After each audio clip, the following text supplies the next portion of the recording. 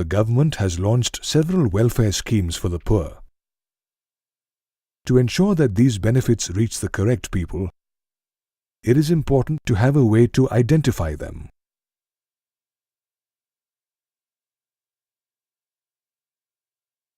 The poverty line is a commonly used way to identify the poor. It is a measure based on levels on income and consumption by people. The concept of poverty line is based on the fact that a person must have a minimum level of income and consumption to satisfy the basic needs of food, clothing, clean water, education, and healthcare. When the income or consumption of a person falls below this minimum level, the person is considered to be poor. Poverty exists in all countries of the world.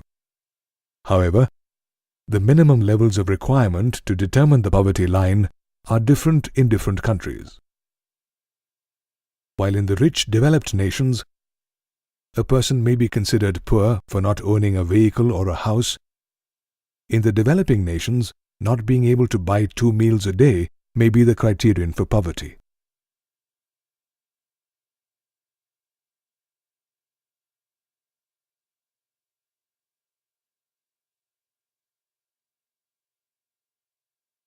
In India, the determination of the poverty line takes into consideration the minimum requirements of food, clothing, footwear, fuel, power, education, and healthcare for the subsistence of an individual.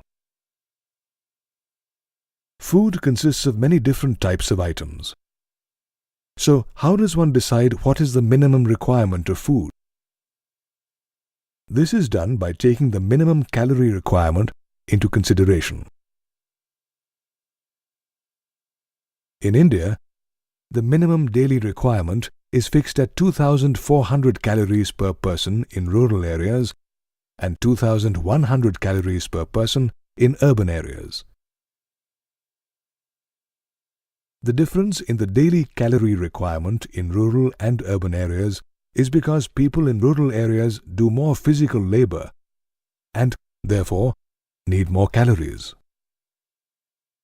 The cost of each item in the minimum requirements of food, clothing, footwear, fuel, power, education, and healthcare is added up to find the minimum income required for a person to survive. In the year 2000, the monthly poverty line income was fixed at 328 rupees per person in rural areas and 454 rupees per person in urban areas. Note that though the calorie requirement for the people in rural areas is more, their poverty line income is less than the people in urban areas. This is because things are usually less expensive in villages than in big towns and cities. Also note that the poverty line income is fixed on a per-person basis.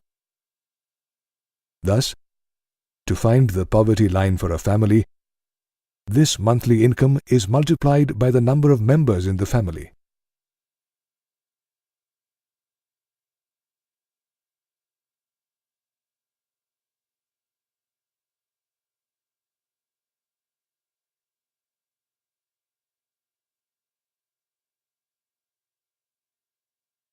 The poverty line is revised periodically to accommodate rising prices and the changing requirements of people.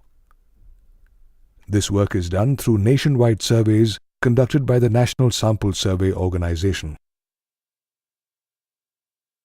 Poverty line income is different in different countries. However, to draw comparisons between nations, the World Bank uses the standard poverty line income of $1 per person per day in all the developing countries. The graph here shows the change in the percentage of population living under the poverty line in India from 1973 to 2000. The percentages have come down, yet the percentage of poor in rural areas continues to be higher than in urban areas. Here's another graph that shows the number of poor people living under the poverty line in India for the period 1973 to 2000. Observe that though the combined poverty ratio came down from 54.9 to 36% between 1973 and 1994, the total number of poor people in India remained almost unchanged. This is due to the poor economic growth in addition to the rise in India's population during the period.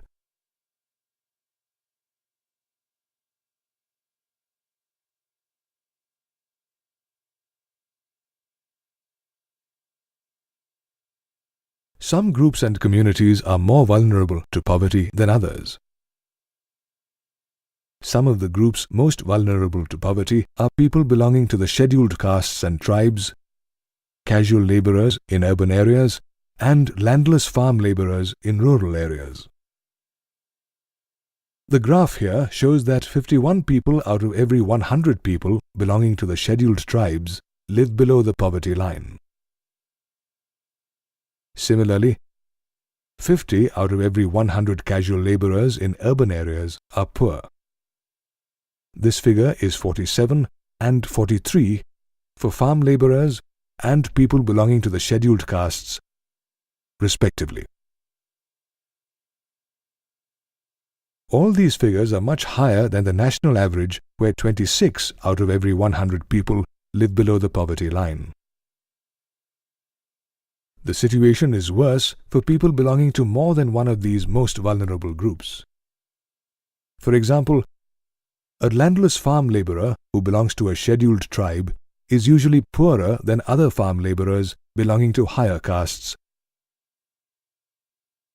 The scheduled tribes continue to be the most vulnerable group, as studies show no decline in the poverty of these people.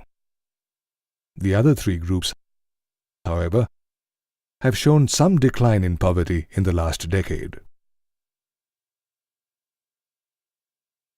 Even within a family, some people are more vulnerable and suffer more than the others due to poverty.